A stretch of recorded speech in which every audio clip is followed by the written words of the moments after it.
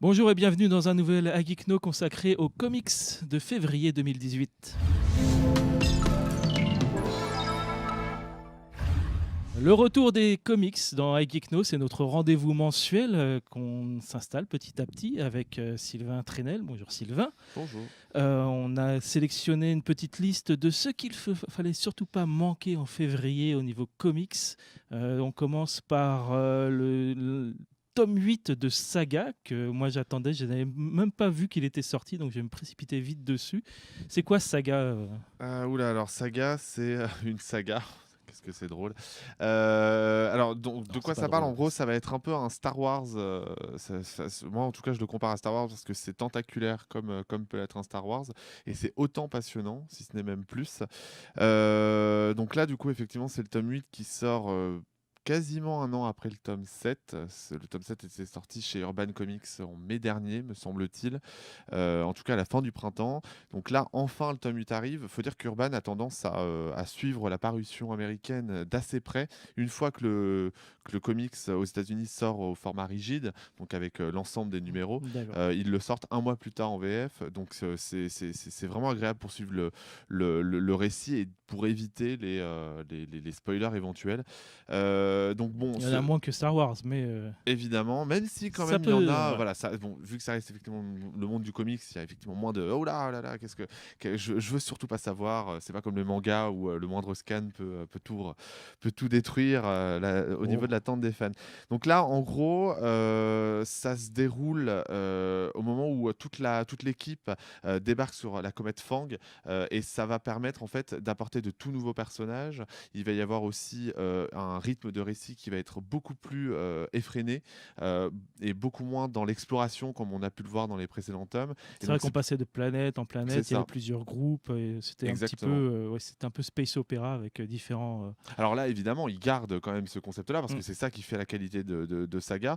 Mais quand même, on a en plus de ça des personnages emblématiques qui meurent dans ce tome 8. Oh là là. Spoiler. Non, c'est pas vraiment spoiler parce que je ne dis pas qui meurt, mais en En tout même cas, temps, c'est voilà, une il y saga, a une quand même. saga. C'est ça, C'est sur le long terme, il se on passe a des trucs. vraiment cette impression que Brian Cavan, il a tendance à, en tout cas sur ce tome 8, à faire table rase un peu du passé pour repartir sur quelque chose de un peu nouveau, même si quand même les bases de la franchise Bah, saga surtout que ça a toujours restent. été un petit peu narré par la fille qui est enfant au début et qui va on sait qu'elle va grandir. C'est elle qu'on suit, donc les personnages qu'on a En tout connus cas, au elle est début, vivante a priori, normalement. normalement. Mais oui, c'est normal que sur long terme, il se passe beaucoup de choses, ce genre de choses, parfois dramatiques. Exactement, On parlait de Star Wars, le tout à fait. Belle deuxième transition. sélection, c'est du Rogue One, on dirait, chez Panini. C'est ça. Alors, du coup, Panini arrive enfin à éditer. Enfin, ils éditent un peu très en retard, on va dire, le comics issu du premier spin-off de la saga, Rogue One. Donc, la promesse à la base, c'est pas forcément de retrouver le film, l'histoire du film. La promesse, c'est vraiment d'avoir quelques histoires inédites par rapport au film. Donc, évidemment, les éléments du film y sont, c'est logique. Ça a le même nom, et ça reprend quasiment l'affiche officielle du film pour la couverture. Donc c'est un one-shot. Vous allez retrouver les mêmes événements, mais avec la possibilité d'avoir une histoire qui sera, et c'est probablement ça le problème du spin-off à la base, qui sera moins rapide au niveau des événements. Il y a certains personnages qui vont être beaucoup plus creusés. Je pense par exemple à l'héroïne principale, par Mm. exemple, Jyn Erso. Donc voilà, ça fait partie des qualités de ce comics-là. Ou par exemple le chef rebelle. Ou par exemple le chef rebelle qu'on voit très très rapidement dans le film. Et oui, alors, Est-ce qu'il est développé? alors, un petit peu, mais via l'histoire de Jyn Erso, Mm. justement. D'ailleurs, j'ai l'impression qu'ils ont intégré, tu sais, ces fameux plans qu'on voyait dans la bande-annonce, mais qu'on voyait pas dans le film. Ouais, les Ils les fameux. ont intégrés plus ou moins, donc justement pour avoir une histoire plus sombre, plus dans la lignée du premier scénario de Rogue One. Donc en soi, c'est vraiment pas mal. Et puis du coup, derrière, il y a Jodie Hauser qui est la scénariste principale du comics Face chez Valiant, Bliss Comics pour la France. Et donc, forcément, le récit est super intéressant, super haletant. Et par rapport justement au réveil de la Force, Force, que j'avais eu l'occasion de lire, là, le récit est vraiment intéressant. Les scènes inédites sont super intéressantes et du coup, elles nous font nous intéresser vraiment à l'histoire de Rogue One, qui n'était pas forcément la plus passionnante. C'est la plus dure, c'est la plus noire quand Oui. même de On sait toute la comment saga elle Star finit, Wars, hein, effectivement. voilà. Donc, je pense que ça peut vraiment permettre à certaines personnes qui n'ont pas aimé Rogue One d'aimer Rogue One. Moi, en tout cas, ça m'a fait encore plus apprécier le film. Ok, impeccable pour étendre un peu son univers Star Wars. En troisième position, on a Outcast, le tome 5 chez Glénat. Qu'est-ce que c'est Outcast? Je ne Alors, connais pas. Outcast, c'est la nouvelle série, enfin, plus vraiment parce qu'on est au tome 5, Tome mais en 5 tout cas, quand même, ouais. c'est une nouvelle série signée par le créateur de The Walking Dead, où en gros, ça parle d'exorcisme, de démons, et notamment le diable en personne qui veut envahir la Terre en prenant possession des corps des humains. Mais sur son chemin, il va croiser un mec un peu, qui est un peu paumé dans sa vie, qui a le pouvoir de sauver ces gens qui sont possédés. Et en même temps, ça commence, voilà, il va faire équipe avec un révérend et il va du coup essayer de sauver les gens que le révérend va rencontrer. Mais il va se rendre compte aussi que son destin à lui est beaucoup plus grand et c'est le monde qu'il va devoir sauver. Donc là, du coup, dans ce tome 5, c'est comme le tome 8 de Saga, on en parlait au tout début de l'émission. Et là, on a l'impression que Robert Kirkman a voulu...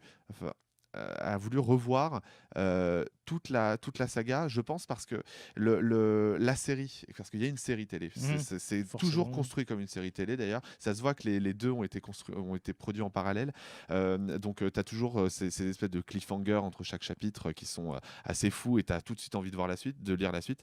Là, on a quand même l'impression qu'il veut se dégager un peu de la série télé, qui est pas sûr de revenir et donc de suivre les événements du comics. Donc il s'offre plus de liberté, il a plus cette obligation de se dire ça va devenir un épisode, donc il faut quand même que je construise mon récit en faisant en sorte que telle ou telle chose se passe. Là, en prenant toutes ces libertés, ça permet un récit peut-être un peu plus fluide, qui s'intéresse un petit peu plus aux personnages. D'ailleurs, il y en a énormément dans ce tome 5, des nouveaux personnages. Donc voilà, je pense que si, évidemment, il faut avoir lu les précédents pour tout comprendre. Ne vous jetez pas dans la saga Outcast en commençant par le tome 5. En C'est pas général, la c'est peine. pas ce qu'on fait. Hein.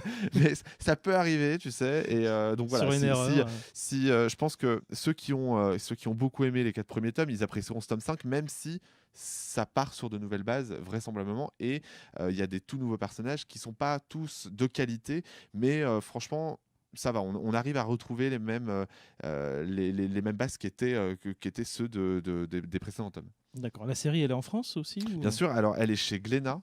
Non, la série télé. Ah oui, oui, oui. Alors effectivement, la série télé, elle est Juste chez pour l'info. OCS. OCS. D'accord. Bah, oui, forcément. Effectivement. On retourne dans l'espace avec Mass Effect Nouveau Monde. Ouais, alors chez du coup, Manabooks. si vous lisez IGN, vous avez pu voir que j'ai écrit une critique complète de ce one-shot, du coup, qui était sorti en janvier 2017 aux États-Unis et qui vient de sortir en rigide en fait aux États-Unis.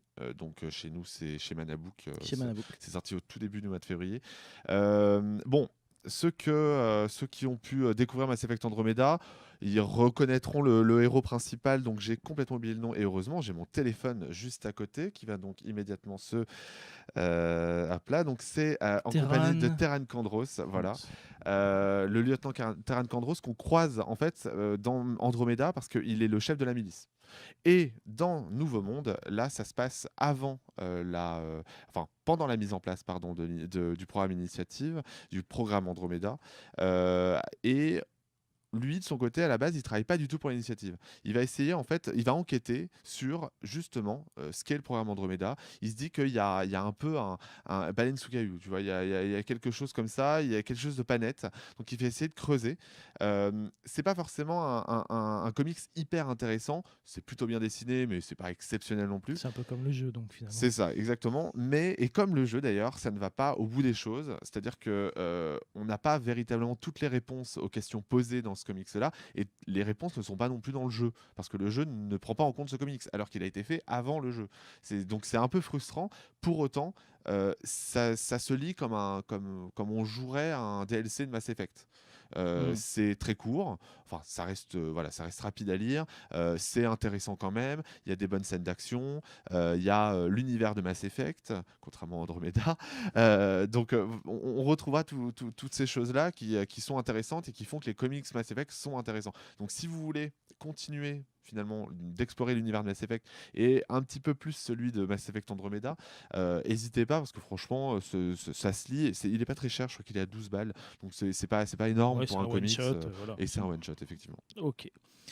Et pour finir, Chronique Groom Lake chez Chronique- Delcourt. Exact. Alors du coup c'est Chronique de Groom Lake, De Groom je me Lake. suis trompé dans Ah mes bah. notes. Je Alors me disais c'était bizarre quand même. exactement. Chronique Groom Lake. Donc c'est écrit par Ben Temple-Smith, qui est de retour en fait dans l'industrie du comics après plusieurs années resté loin des scénarios. Donc pour ceux qui le connaissent pas, c'est le scénariste de 30 jours de nuit, de Fell et de Wormwood, qui sont ses 3 principales séries. 30 jours de nuit, il co-scénarise. Il n'est pas l'unique scénariste.